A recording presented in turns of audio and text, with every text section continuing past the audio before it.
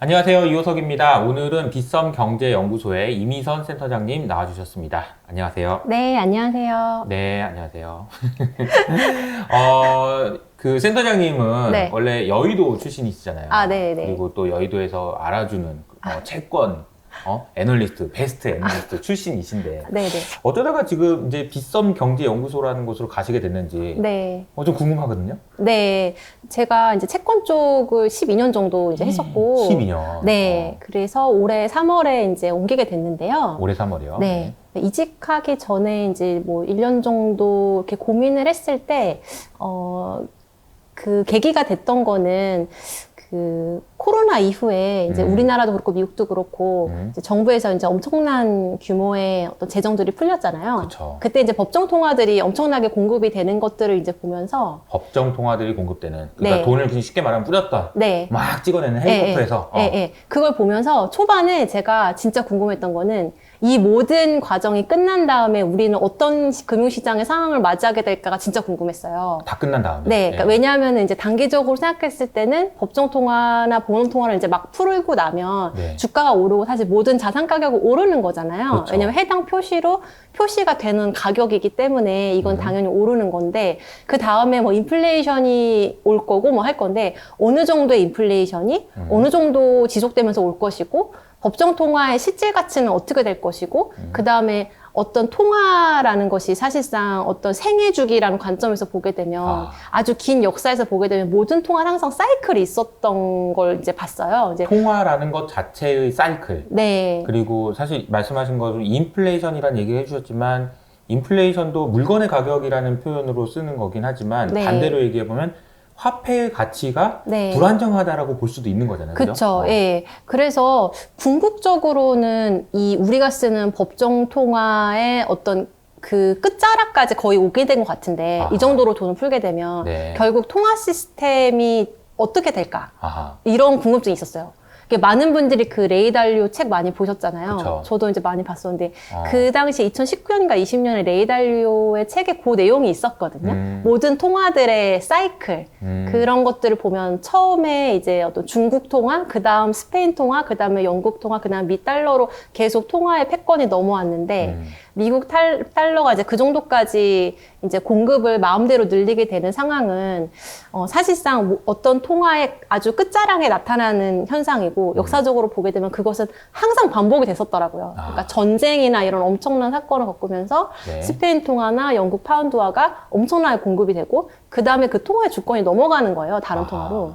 근데 달러는 그럼 누가 대체하냐. 그러니까 미국을 능가할 나라는 잘 안 보이는데 그렇죠. 그러니까 어떤 분들은 중국 위안화를 얘기를 하지만 솔직히 중국 위안화가 달러를 대체해가지고 그렇게 될지는 또 잘 모르겠었고 그렇죠. 그리고 워낙 검열이라는 부분이 있기 때문에 사실상 사람들의 어떤 위안화를 얼마나 그렇게 선호할까라는 생각도 좀 들었어요.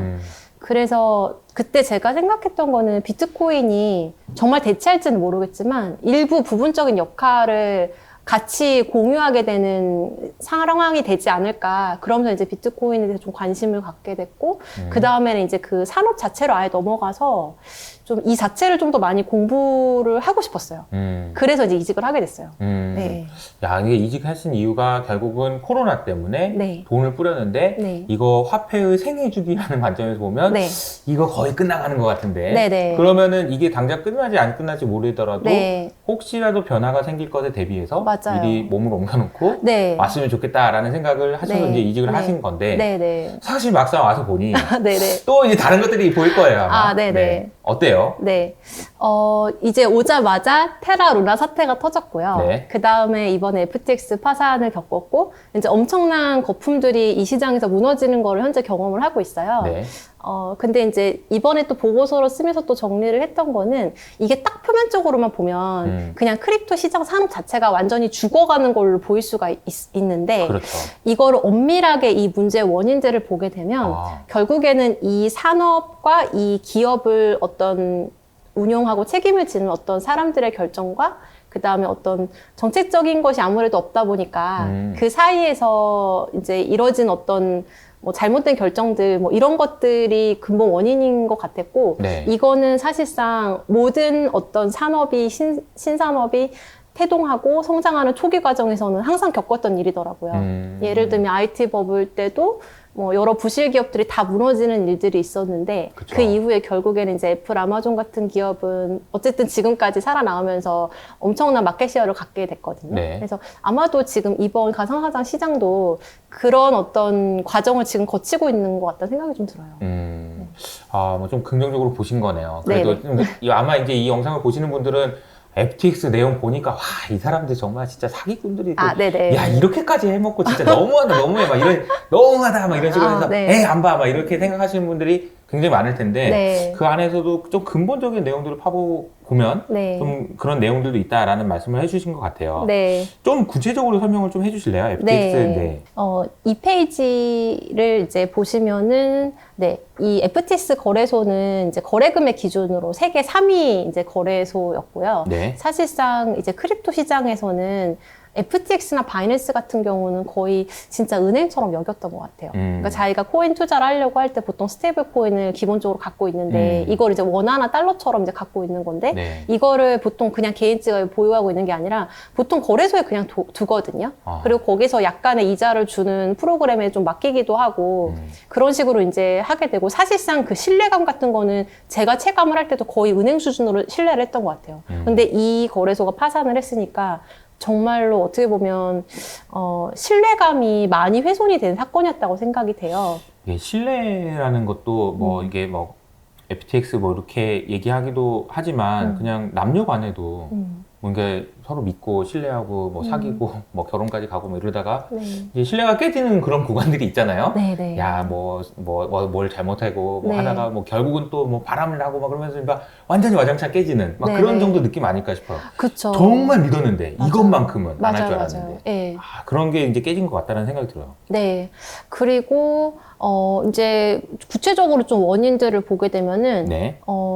이제 밑에서 두 번째 문단부터는 이제 제가 정리한 원인은 이렇게 돼요. 네.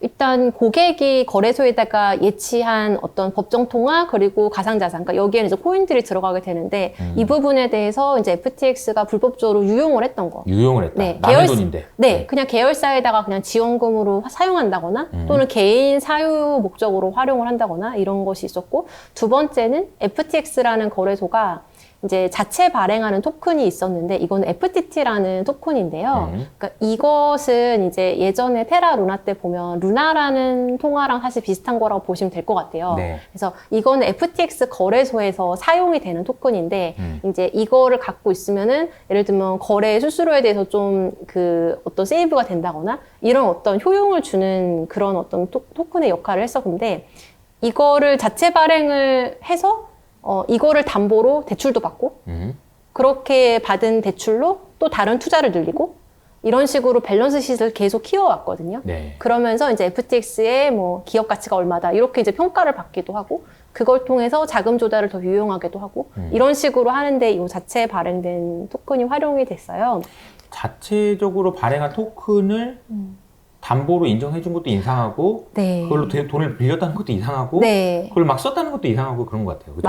맞아요. 이게 사실 외부에서 보면 그게 왜 돈이지? 그렇지. 그게 왜 담보로 이용되고 그걸 담보로 받고 돈을 대출해준 사람들은 도대체 무슨 생각이지? 이런 생각을 이제 할 수 있는 잠깐만 거거든요. 나 이호석이라고 써니까 좀만 기다려. 이호석 네. 토큰. 자, 네. 이런 거잖아요. 그리고 10,000원 줘 약간 이런 10,000원 줘, 느낌인 이런 거죠. 거잖아요. 예. 그런 느낌인 건데 제 생각엔 그래서 사람들이 이거를 담보로 인정했던 이유는 FTX 거래소에 대한 믿음이었던 것 같아요. 그렇죠. 예, 약간 실제로 그래서 약간 증권으로 보는 게 맞다라는 얘기도 할 수 있는 이유가 사실상 FTX 거래소의 어떤 실적이나 이 어떤 솔번시 능력, 그러니까 상환해줄 수 있는 능력, 사실 이런 것들이 다 발행사에 집약이 되어 있는 거기 때문에 FTT라는 토큰에 대한 가치는 결국에는 이 이슈어 발행자를 보고서 결정이 됐던 부분인 것 같아요. 네.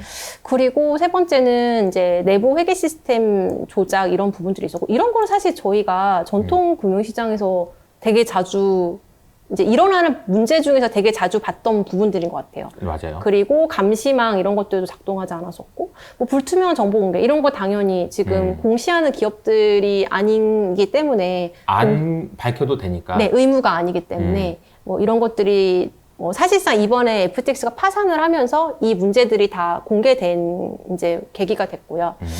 그래서 지금 3페이지에 있는 그림 1번? 네, 이 부분은 이제 보시면 네. FTX가 파산하기 직전에 전날에 이제 내부적으로 대차대표 작성된 부분이 있었는데요. 거기에서 보면은 이제 라이어빌러티 쪽에는 89억 달러의 이제 라이어빌러티 부채가 있었는데요. 그러니까 이 부분이 이제 대부분 줘야 되는 이제 돈이니까 고객들이 예치한 토큰들, 예, 그 부분이 이제 거래소에서는 부채로 잡히게 이제 되는 거고요. 네. 근데 이제 이 중에서 자산 쪽이 어떻게 남아있는지를 보니까 여기 쬐끄만 이제 반원으로 되어 있는 아하. 이제 900밀리언이니까요. 네. 총 부채 거의 대비해서 10분의 1이네요. 네, 10분의 1 정도만 이제 유동성 있는 자산으로 남아 있었고요.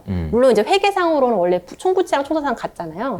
근데 이제 바로 즉시 돌려줄 수 있는 돈은 이제 10%밖에 안 남아 있었고, 나머지 자산들은 이제 오른쪽에 있는 5.5빌리언, 3.2빌리언 이렇게 있는데, 5.5빌리언이 이제 레스 리퀴드 에셋이라고 해서 유동성이 조금 덜한 에셋으로 자기네가 나름 분리를 한 거예요. 네네. 근데 그 안에도 지금 들어있는 걸 보면 여기에 이제 SRM이라는 토큰이 2.2빌리언이고 FTT라는 자신들의 자체 토큰. 이거는 근데 파산 결정 나고 나서 나기 직전에 이미 가격은 90% 정도 하락한 상황이었거든요. 네네. 그리고 파산한 이후에는 이게 가치가 더 쪼그라들었기 때문에 사실상 여기에는 5.5빌리언이라는 것도 전체적인 이 원의 사이즈는 더 작아져 있었을 걸로 그렇게 생각이 되고요. 네. 나머지 밑에는 일리퀴드 에셋이라고 할 때는 이거는 거의 시장에서 거래가 안 되는 시장 가치가 없는 것들이에요. 그러니까 문제가 그러니까 두 가지로 나눠서 볼 수 있는 것 같아요. 일단은 고객 자금 자체를 유용했다라는 문제가 첫 번째가 있고, 네. 두 번째는 지금 돌려줘야 되는 라이어빌리티 쪽에 있는 토큰은 사실상 원칙대로 하면 그대로 갖고 있었어야 되거든요. 그러니까 총 자산과 총 부채 숫자의 어떤 일치 여부와는 네, 별개로 토큰은 토큰대로 갖고 있어야 되고, 돌려줘야 되는 법정화폐는 법정화폐대로 갖고 있었어야 되는 거죠. 예. 근데 일단은 일단 고객들이 예치한 자산을 다른 토큰으로 다 바뀌어 있었고, 그 다음에 비트코인 같은 경우에는 잔고가 하나도 안 남아 있었어요. 하나도 안 남아 있었어요? 네. 아하. 그래서 이제 이런 알트코인들로 다 바뀌어 있는 상황이었고, 그러니까 대차대표상에서 사실상 제일 중요한 게 에셋이 어떻게 구성되어 있느냐인데, 그쵸. 네, 이 부분이 이제 이런 어떤 가격이 많이 떨어진 가치가 많이 상실된 자산들로 구성이 되어 있었고요. 그러니까 이런 상황이 사실 유지가 될 수 있으려면 네. 이 돈을 맡긴 사람들이 달라고 안 하면은 유지가 되는 거예요. 근데 네. 달라고 했을 때 이제 네. 못 주니까 이제 문제가 되기 시작하는 거겠죠, 그죠? 네. 신뢰가 깨졌을 때. 네. 그래서 사실상 이제 거래소는 은행하고 다르게 예치를 했으면 예치된 자산은 거래소는 그걸 그대로 가지고 있어야 되거든요. 그래야 언제든 그 고객이 그 돈을 인출을 요구를 했을 때 돌려줄 수 있는 상태여야 되는데, 사실상 많은 사람들이 지금 그냥 보다 보니까 인출도 안 해가고 그대로 이제 마치 자기 개인 지갑인 것처럼 이제 사용을 하다 보니까. 근데 사실상 거래소에서 이제 자산을 거래할 때는 그거는 거래소 지갑에 들어있는 거기 때문에 엄밀하게는 이제 거래소 쪽에 맡겨놓은 상태였던 거고. 예. 그리고 두 번째는 이제 FTX가 자체 발행 FTT 토큰과 관련된 그 레버리지 문제인데요. 그 네. 4페이지에 있는 그림 2번을 보시면은 이거는 이제 어떤 이제 플랫폼들이 자체 발행한 토큰을 활용해서 레버리지를 일으키는 전형적인 방식이라고 보시면 될 것 같아요. 그래서 이거를 도표화로 한 건데, 이게 FTT 토큰을 발행을 하든지 또는 뭐 루나 토큰을 발행하든지 뭐 그런 어떤 자체 토큰 발행이 들어가게 되면 그거를 이제 담보로 대출을 받게 됩니다. 대출받은 그 돈을 가지고서는 여러 가지 다른 데 투자를 하게 되고요. 또는 이제 마켓 메이킹 역할도 좀 할 수 있는 것 같아요. 마켓 메이킹 하는 게 뭘까? 우리가 이제 실제로 금융시장에서 생각하는 그 마켓 메이킹인데, 그러니까 매수 매도의 카운터 파티가 돼주면서 이제 거래를 해주는데, 그 과정 속에서도 좀 가격의 어떤 조정이 가능한 부분들이 생기잖아요. 예, 그런 부분들도 있고, 또는 이제 어떤 프로젝트에 투자를 한다. 약간 VC처럼 투자를 한다라고 하면은 누가 들어갔기 때문에 그 프로젝트에서 하는 토큰의 가격이 오르고 이런 것들이 최근에 저희가 봤던 부분들인데, 그런 식으로 가격 상승이 되면 그 자산을 가지고서 또 담보로 삼아서 대출을 받거나 또는 내 투자한 자산에서 이만큼 가치가 올랐기 때문에 우리의 밸런스 시트 안에서 총 자산이 이만큼 늘어나는 예, 이런 효과들 그런 것들을 이제 계속적으로 반복을 해왔다고 볼 수 있는 것 같아요. 제가 이호석 코인이라고 쓰고요. 네. 돈 받아요. 네. 그 원 달러 주세요. 그래 원 달러 받아가지고 네. 미국 주식 샀어. 네. 미국 주식 올라. 와 기분 좋다. 근데 내가 이제 발행한 건 비용은 없는데 네. 언제든 달러 달라고 하면 줘야 되는 상황인 거고. 네네네. 오를 때 좋다고 했다가 빠졌어. 줄 수가 없어. 막 이런 그쵸. 상황이 비싼 거죠. 예, 그쵸, 올라갈 그쵸. 때는 문제가 없어요. 그죠? 네. 그리고 누구도 당장 인출을 요구하진 않거든요. 그래서 이제 이런 식으로 자산을 증식했다. 네. 근데 지금 이제 사람들이 좀 걱정하는 거는, 이제 FTX가 일단 파산하면서 계열사 134개가 동시에 다 파산 신청이 들어갔어요. 134개나. 네, 엄청 많았어요. 그러니까 진짜 그 구조도 복잡하고, 근데 이제 현재로서 봤을 때 제일 키 역할을 했던 거는 알라메다 리서치라는 회사예요. 그 얘기는 많이 들리더라고요. 네. 알라메다. 네. 근데 이름이 리서치라서 무슨 연구 조직처럼 처음에 보일 수가 있는데 엄밀하게는 그냥 투자 회사였어요. 트레이딩도 하고 그냥 어떤 투자 결정해서 투자도 하고. 근데 여기서 이제 보니까 FTX에서 이 알라메다 리서치로 FTT 토큰도 많이 보냈고 그 다음에 또 고객들이 갖고 있는 자산도 절반 이상이 이제 알라메다 리서치로 이제 보내진 정황들이 이제 나오는 거죠. 네. 예. 그래서 이제 실제로 투자를 하고 이렇게 했던 거는 이제 알라메다 리서치였고, 근데 이제 이제 FTX하고 알라메다 리서치를 중심으로 해서 여러 다른 투자권들이 많이 이제 엮여 있는 상황인데, 이 페이지 5페이지에 있는 그림 3번을 보시면은 딱 봐도 복잡하네요. 네. 네. 지금 FTX 그룹이 여기 있고 그다음에 밑에는 알라메다 리서치가 있는데 FTT를 담보로 해서 이제 대출을 제공해 주기도 했고 FTX는 여기다가 고객 예치금으로 한 100억 달러 정도 전체 예치금의 한 60% 정도의 규모를 여기다가 이제 지원을 해주는 뭐 이런 주고받는 거래들이 있었고요. 그다음에 이제 제너시스 글로벌 트레이딩하는 제너시스라고 일반적으로 말하는 회사가 있어요. 네. 이 회사는 크립토 시장 안에서는 아마 가장 큰 이제 투자 회사인데요. 네. 이제 VC 역할도 하고 그다음에 지금 기관 투자자들이 어떤 현선물 크립토 거래를 할 때 그 네. 카운터파티 역할도 해주고 그다음에 브로커리지 역할도 해주고 일부 커스터디 수탁도 해주고 있어요. 그리고 렌딩 대출 서비스도 해주고 있어요. 그러니까 지금 서비스 해주는 영역도 다양하고 그다음에 그 대상도 크립토 시장은 당연히 여러 기업들이 이 회사와 연결이 돼 있을 뿐만 아니라 일반적으로 그냥 전통 기업들 중에서도 크립토에 대해서 투자를 하는 회사들도 여기하고 거래를 또 하고 있고. 자, 그러면 FTX는 우리가 거래소라고 할 수 있고, 네. 제네시스라는 회사는 네. 거래소라기보다는 훨씬 더 훨씬 더 다양한. 복잡하고 다양한 금융상품을 네. 취급해주고 중개해주는. 네. 네. 그래서 더 많은 네. 그런 금융회사들, 네. 가상자산을 투자하는 금융회사들에게 네. 도움을 주는 그런 네. 역할을 했던 데인 거죠. 네. 근데 이제 이 회사가 여기 주황색 줄에서 보시는 것처럼 이 회사가 지금 FTX에다가 지금 계좌에다가 예치를 해뒀던 것이 이제 FTX가 파산을 하면서 찾지 못하게 된 게 이제 1억 7,500만 달러가 되는데 아하. 이게 엄청 큰 금액은 사실 아니라고 볼 수도 있어요. 1억 7천이면은 네. 뭐 한 3천억 네네네. 정도 되는 거죠. 근데 이 일이 있고 나서 이제 제너시스에서 하는 어떤 어닝 프로그램이 있는데 네. 그거는 일반 어떤 유저들이나 아니면 어떤 크립토 기업이 그 크립토를 맡기면은 그거를 이제 제너시스에서 운용을 해주고 그거에 대한 수익을 이제 몇 %를 주는 이런 뭐 제너시스 어닝 프로그램이란 이름으로 이제 몇몇 거래소들이나 아니면 시파이 업체들이 그것을 이제 이용을 하고 있었거든요. 근데 그것들이 다 인출 중단이 됐어요.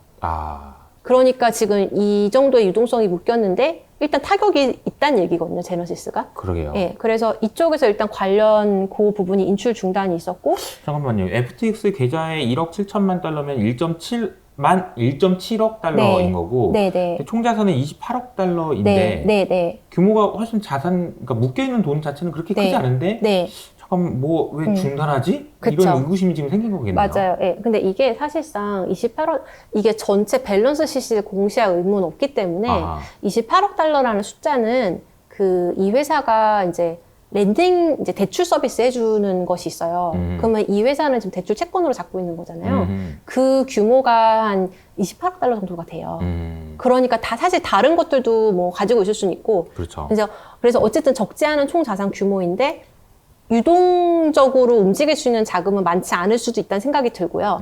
두 번째는 대출 자산으로 잡고 있는 그 부분이 부실해졌을 수도 있는 것 같아요.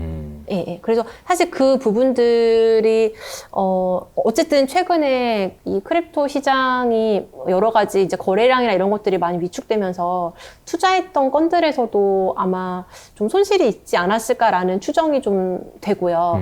그리고 이 정도 유동성에 대해서도 뭔가 문제가 생길 정도면은 지금 어떤 자금 여력이 쉽게 쓸 수 있는 자금 여력이 그렇게 넉넉하지 않을 수도 있다라는 이제 사람들의 걱정이 있고, 그래서 이제 제너시스가 만약에 조금 더 문제가 커져서 네. 이 유동성 문제를 해결하지 못하게 될 경우에는 이제 다른 어떤 제너시스에다가 투자를 했던 다른 것들도 다른 회사들도 다 지금 손실을 입을 수도 있기 때문에 지금 시장이 걱정하는 건 좀 이런 부분인 것 같아요. 네, 제네시스라는 거를 기억하시면 좋을 것 같고요. 네. 이 회사가 어떻게 되느냐에 따라서 또 네. 다른 파급 효과가 있을 수 있다. 네. 제2, 제3의 뭐 FTX가 한번 터지고 나서 네. 그 여파들이 지금 계속 스프레드 아웃 돼가지고 네. 네. 너도 문제냐, 너도 문제냐 뭐 이런 상황이라고 네. 보시면 되겠네요. 네, 네. 그리고 또 말씀드리고 싶은 거는 그래서 이제 거래소들이 갖고 있는 자산이 제대로 예치한 자산을 고객 자산을 그대로 잘 보관하고 있는가를 증명하는 게 또 중요한 이슈가 됐거든요. 네네. 그래서 다른 거래소들도 지금 FTX처럼 솔직히 문제가 없더라도 사람들이 불안해서 다 돈을 빼기 시작하면 뱅크런을 직면하게 되면 아마 거래소들이 뭐 다 자산 갖고 있더라도 유동화가 잘 안 될 수도 있고 뭐 이러다 아니 사실상은 근데 엄밀하게 얘기를 하면 고객이 맡긴 코인을 그대로만 갖고 있다면 돌려주는데 전혀 문제가 사실 없어야 되는 게 맞아요. 자, 제가 이제 거래소를 할게요. 네. 거래소를 해서 이제 많은 사람들이 돈을 주면서 비트코인도 사고 뭐 또 사고 했단 말이에요. 네. 그럼 비트코인 들고 있으면은 그대로 들고 하려고 있으면 할 때 주면 네. 아무 문제가 모든 없는 거죠? 고객이 다 인출을 동시에 해도 그냥 다 다 주고 돌려주면 그냥 되는 끝나는 거죠. 거죠. 예, 아무 대신 뭐- 비즈니스가 멈출 뿐이지. 사업은 안 되겠지. 예, 거래가 안 되니까 돈을 못 벌겠지. 예, 그치만 고객은 피해가 없는 게 이제 맞거든요. 원래 그렇게 돼야지 맞는 네, 거죠. 네. 거래소는. 거래소의 비즈니스 모델이라는 것은. 그렇기 때문에 네. 거래소가 진짜로 그 비트코인이든 뭐든 이걸 들고 있는지를 네. 정확하게 파악하는 게 중요하겠죠. 네. 그래서 일단 국내 같은 경우에는 근데 다행히 이번에 이제 알게 된 부분은 미국은 지금 거래소를 하더라도 그런 식으로 보유하고 있지 않았고 네. 자기의 어떤 보유하고 있는 자산처럼 맘대로 유용했던 것들이 확인이 됐고요. 그렇기 때문에 엄청나게 빨리 성장을 할 수 있었던 것 같고 국내 같은 경우에는 사실상 이거를 법적으로 정해져 있진 않은데 네. 자체적인 어떤 규율 때문에 네. 지금 분기나 반기마다 이제 자산 갖고 있는 거랑 고객이 예치한 자산이랑 100% 또는 그 이상 보유하고 있는지를 감사를 받아요. 아하. 그래서 그 감사 결과들을 계속 공개하고 있고 그래서 그건 적어도 국내 원화거래소들은 지금 다 그렇게 하고 있는 상황이라서 국내 쪽은 그런 문제에서는 좀 자유로운 편이라고 생각이 되고요. 그리고 이제 해외 쪽에서 그래서 우리가 이런 거를 제대로 갖고 있다라는 걸 어떻게 증명할까. 그렇죠. 이제 이 논의들이 지금 되게 활발한데요. 그러니까 결국 그런 거예요. 아까 말씀하신 대로 크립토 자산을 들고 있으면 문제로 끝나는 거냐? 그게 네. 아니지. 네. 왜냐면 사람들이 그래도 불안해서 네. 찾는다고 하면 뱅크런이나 이런 거 거래소에서 돈 빠져나가는 건 막을 수 없으니까. 네, 네. 근데 그걸 막기 위해서는 아니야, 나 진짜 이거 진짜 들고 있어. 걱정하지 마. 네. 주라면 언제든지 줄게. 네. 라는 신뢰를 줘야 된단 말이에요. 네, 네, 근데 네. 그 부분에 있어서는 네. 장펑? 네, 네. 이분이 청노자. 하신 네, 얘기를 해야 되겠죠? 네, 그죠? 네. 그래서 이제 7페이지에 있는 그림 6번이 이제 이번 FTX 파산 사태가 있고 나서 이제 바이낸스 CEO 창풍자오가 이제 트위터에 올린 건데요. 네. 모든 거래소들은 머클트리라는 프루프 오브 리저브라고 해서 어떤 리저브를 우리가 충분히 갖고 있다라는 거를 증명하는 이런 것을 해야 된다. 이런 얘기를 했고, 그 다음에 일반적인 은행들은 지금 부분 지급 준비율을 이제 시행하고 있는데, 그러니까 은행들도 사실 예금 받아가지고 대출해주고 채권도 사고 이렇게 운용하잖아요. 그쵸. 그리고 일부를 이제 너는 갖고 있어, 현금으로. 이제 예금의 인출 요구가 나왔을 때 그거에 대해 대응을 할 만한 부분 지급 준비를 갖춰라. 이게 그냥 법적으로 요구되는 부분이잖아요. 근데 거래소 같은 경우에는 그렇게 하면 안 된다. 그러니까 아까 말씀드렸던 것처럼 사실상 그냥 코인 그대로 갖고 있어야 한다. 이제 이런 얘기를 하는 거예요. 그래서 이제 바이낸스는 프루프 오브 리저브를 우리가 시작을 할 거고, 모든 어떤 투명성을 다 이제 강화를 시킬 거다, 이런 얘기를 이제 했거든요. 그러니까 왜냐면은 3위 거래소인 FTX가 저렇게 돼버렸으니, 네. 야, 그럼 1위라고 뭐 다를 게 있겠냐? 그런 이런 생각 생각을 할 수 있을 있죠. 것 같고, 예, 예. 그러니까 이제 1위인 업체인 바이낸스 입장에서는 네. 미리 선제적으로 아니야, 우리는 아니야. 네. 이런 거를 네. 스스로 증명하고 싶고, 네. 너네들도 다 해. 네. 이렇게 하고 싶은 거죠. 그죠? 못하면 이제 야, 페일이야. 못하면 니는 나가, 그만해, 이제. 네. 맞지, 이거. 막. 네, 네, 네. 이렇게 얘기를 하고 있는 거라고 네, 보면 네, 되겠죠. 네. 그래서 이제 첫 어떤 시도가 시작이 됐는데요. 근데 여기서 이분이 얘기하는 이제 머클트리 프루프 오브 리저브라는 부분은, 이제 이게 사실상 두 가지 검증이 다 필요한데요. 이제 고객 입장에서는 내가 맡긴 자산을 저 거래소가 분명히 부채로 빠짐없이 잡고 있는지. 그러니까 예를 들면 내 거를 그냥 누락해서 거래한 다음에 우리가 줘야 될 부채 요만큼이고 자산 요만큼 갖고 있어요. 이렇게 할 수도 있잖아요. 아, 누락하고. 네. 빼먹고. 네. 그래서 이제 엄밀하게 굳이 따지자면 이 분이 얘기한 머클트리라는 거는 이 라이어빌리티 쪽을 이야기를 하는 거예요. 그래서 그림 7번을 그거 제대로 기입해놨냐? 네. 줄 돈이라고? 네네. 그래서 그림 7번인데, 그러니까 이게 근데 암호화과 관련된 부분이라서, 기술적인 부분이라서 훨씬 전문가 분들이 저보다 정확하게 이것을 설명해 줄 수 있다고 생각하는데, 제가 이해하는 바대로 말씀드리면, 맨 밑에 있는 어카운트 1, 2, 3, 4라는 것들이 개인들이 보유하고 있는 계좌이고요. 그 다음에 이 계좌들에 대해서 개인들이, 내 계좌를 이 거래소가 분명하게 총 부채 안에 누락 없이 잡고 있는지를 확인할 수 있는 게 이 머클트리라는 어떤 데이터베이스의 한 형태예요.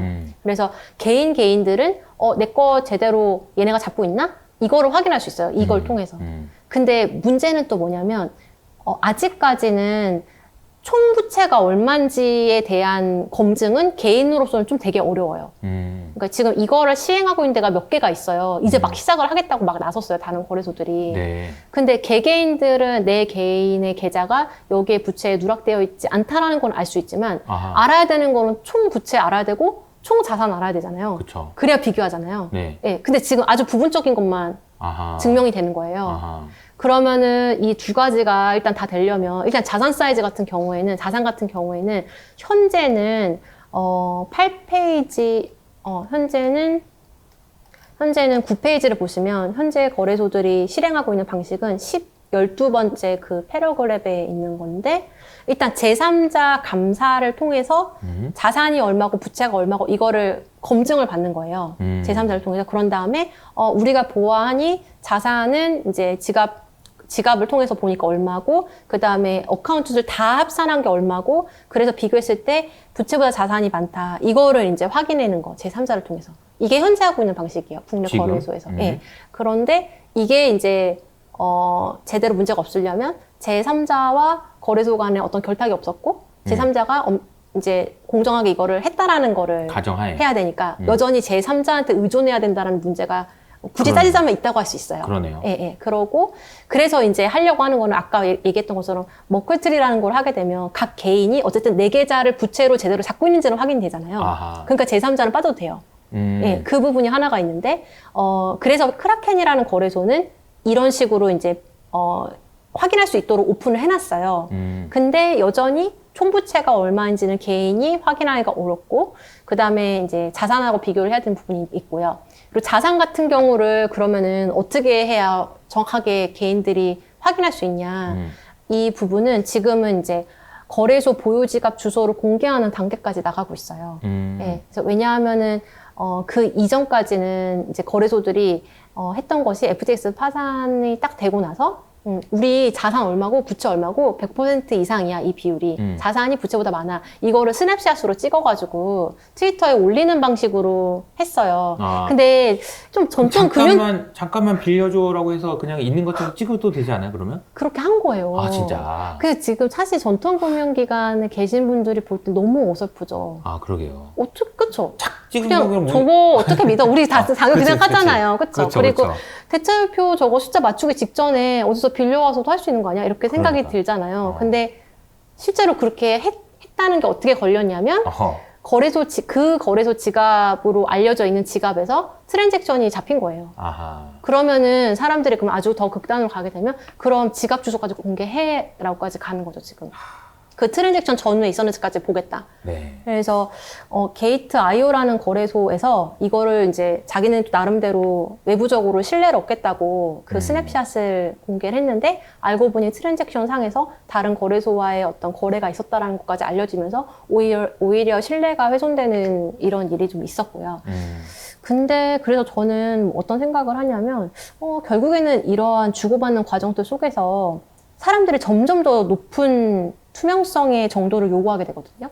그리고 그거를 사실상 지금 만족시켜야만 하는 상황까지 가게 되는 것 같아요. 그쵸. 그러면은 결국에는 이것이 자생적으로 더 투명성을 강화하는 방향으로 어쨌든 어떤 기술적인 거가 등장을 할지는 모르겠지만 결국에는 그 단계로 갈 수밖에 없고 거기서 실패하게 되면 자연적으로 사실 도태되거나 사람들이 돈을 다 빼거나 이런 과정들로 가게 되지 않을까. 지금 이미 어느 정도 좀 진행이 되고 있는 것 같아요. 제가 그 CFA 공부를 5년 했거든요. 두 번 떨어져가지고. 네. 여러 번 공부하다 보니까 이제 항상 계속 공부를 하게 되는 과목이 에틱스, 네. 윤리인데 저는 윤리 과목에서 그 디스클로즈라고 하죠. 네. 공개하는 네. 거. 그걸 왜 그렇게 강조하는지를 잘 몰랐어요. 네. 근데 지금 이 사태를 보면서 네. 말씀하셨던 걸 흐름을 쭉 따라가 보면 투명성이거든. 네. 완전히 투명하게 공개하라 라는 것이 윤리적으로 이 산업이 커가는 데 있어서 너무 중요한 일이다 라는 생각이 좀 들더라고요. 저도 개인적인 얘기긴 한데 여담으로 좀 말씀드리면 제가 그 SK증권 있을 때 센터장님한테 한번 가가지고 센터장님 저희 주식 거래하게 해주세요 그랬어요. 야 그러니까 안돼 뭐 혹시 뭐 너 보고서 썼다가 뭐 사가지고 뭐 이런 일이 있을 수 있잖아. 근데 그러면은 이렇게 하시면 어때요? 그냥 주식 거래를 할 수 있게 해주는데 거래 내역을 전 국민에게 공개하자. 자, 이러면 어떤 일이 생기냐면은, 자, 내가 뭔가 불법적으로 내가 보고서를 쓰든, 뭐 내가 커버하든, 내가 알게 된 미공개 정보를 가지고 주식을 거래하게 되는 순간, 모든 사람에게 공개되기 때문에, 이건 스스로를 돌아보면서 그쵸, 윤리적인 검열이 행동을 되죠. 할 수밖에 없게 만들어주는 거거든요. 그쵸. 거래소도 마찬가지인 것 같아요. FTX도 마찬가지인 게, 내가 하고 있는 걸 전 세계인이 모두 다 보고 있어.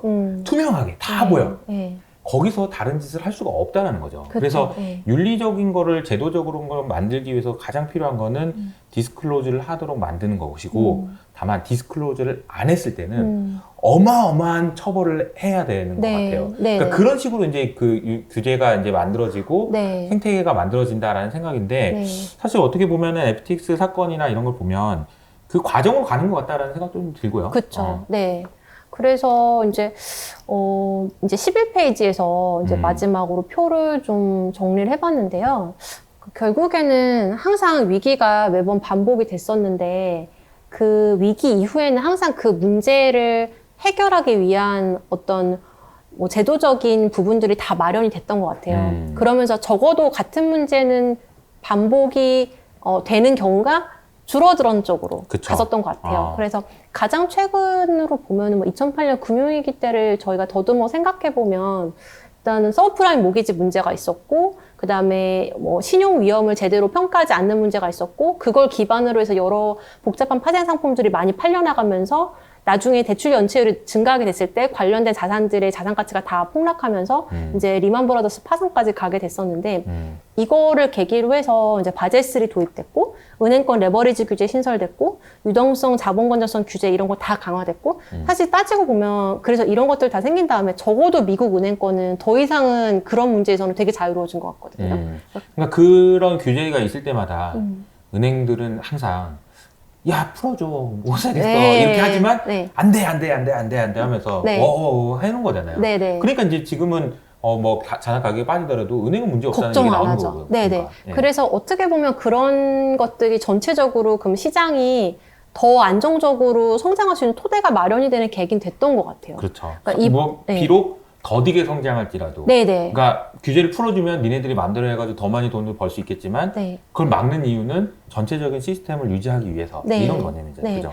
그래서 이제 올해는 이제 테라 루나 사태 있었고 FTX 파산 있었고 두 가지가 있었는데 이 두 가지가 사건이 터지면서 지금 뭐 미국도 그렇고 우리나라도 그렇고 이 부분을 그럼 어떻게 제도화해서 같은 문제가 반복되지 않도록 할 것인가라는 논의는 굉장히 탄력을 받고 있는 것 같아요. 예를 들면은 스테이블 코인 같은 경우에 테라 루나 때도 자체 스테이블 코인 만들었었어요. 예. 알고리즘 기반으로 해서. 그러니까 어떤 백킹을 해주는 자산 없이, 굳이 엄밀하게 얘기하면 자체 발행한 토큰을 담보로 한 어떤 스테이블코인을 만들었거든요. 그거를 달러랑 패깅을 시켜가지고 하는 그 테라라는 것을 만들었는데, 그러니까 지금은 이제 미국 의회에서는 그렇게 알고리즘으로 만든 스테이블코인을 아마 인정하지 않는 방향으로 가게 될 거고, 네. 그 다음에 스테이블코인을 발행하는 발행사에 대해서도 100% 미국 국채 또는 달러로 보유하도록 하는 방향으로 논의가 되고 있어요. 그러니까 이게 실제로 딱 시작되고 나면은 이거를 준수하지 못하는 데들은 아마 시장에서는 자연스럽게 퇴출되지 않을까라는 생각이 들고,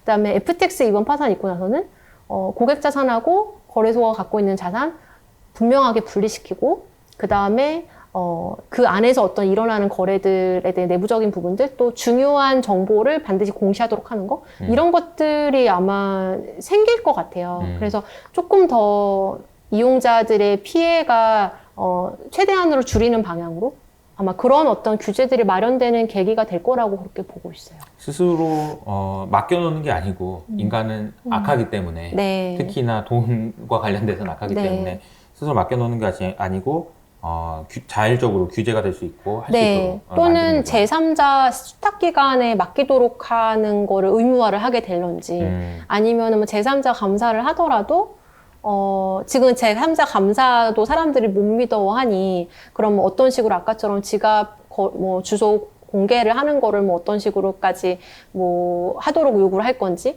이런 부분들이 아마 포함이 될 것 같아요. 그렇군요. 네. 네, 알겠습니다.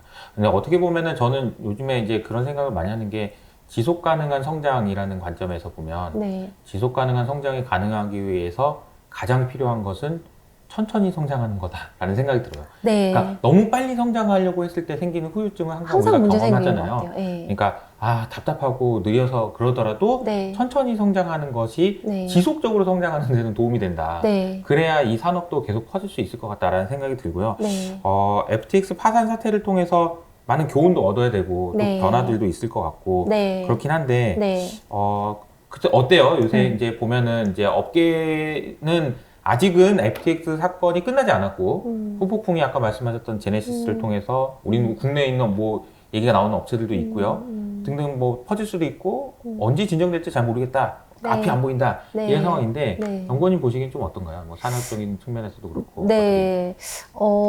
일단 제너시스가 이번에 유동성 위기를 큰 문제 없이 잘 넘기는 게 되게 중요하다고 생각을 하고요. 만약에 제너시스가 조금 더 약간 디폴트 관련된 문제들이 생기면 조금 더 손실이 현실화될 수 있는 부분들이 아마 있을 거고, 뭐 그런 것들이 확인되는 거는 길어도 내년 1분기도 넘기지는 않을 거란 생각이 들어요. 그래서 요 몇 개월을 지켜보는 게 중요할 것 같고, 근데 그나마 조금 다행인 거는 어쨌든 이 크립토 시장도 연준의 통화정책 영향 많이 받고 있는데, 그렇죠. 기준금리 인상과 관련된 부분들은 거의 프라이싱이 되고 있는 분위기인 것 같고, 시중금리가 떨어지고 있다라는 게 실제로 기준금리를 올리는 것보다는 조금 더 중요하게 아마 작용을 할 거예요. 그래서 이 크립토 시장에서는 일단 적어도 미국 금리 인상과 관련된 부담은 조금 덜었다라는 게 이제 그나마 이제 안도할 수 있는 부분이라는 생각이 들어요. 모든 자산에 영향을 주니까 네. 어제 의사록이 발표됐는데 의사록에서 아주 명확하게 얘기를 네. 하긴 했더라고요. 곧 줄인다. 네. 그러니까 이제 다음번에 FOMC 회의 때는 금리 네. 인상폭을 줄이는 건 거의 확정이 된 것 같아요. 네, 네. 그래서 아마 이제 점점 더 줄이면서 뭐 내년쯤에는 그냥 이제 뭐 동결로 가게 되다가 그 다음에는 뭐 인하로 바뀌거나 뭐 이렇게 사이클이 가게 될 것 같고요. 그렇게 바뀌는 사이클에서 이제 다른 자산과 마찬가지로 크립토 시장도 그때 아마 여러 가지 문제점들이 이제 다 좀 해소가 되는 과정 거쳐서 연준이 이제 완화하는 정책으로 가게 될 때 그때 아마 조금 본격적으로 회복되는 시장으로 같이 갈 수 있지 않을까 그렇게 뭐 예상하고 있어요. 네, 알겠습니다.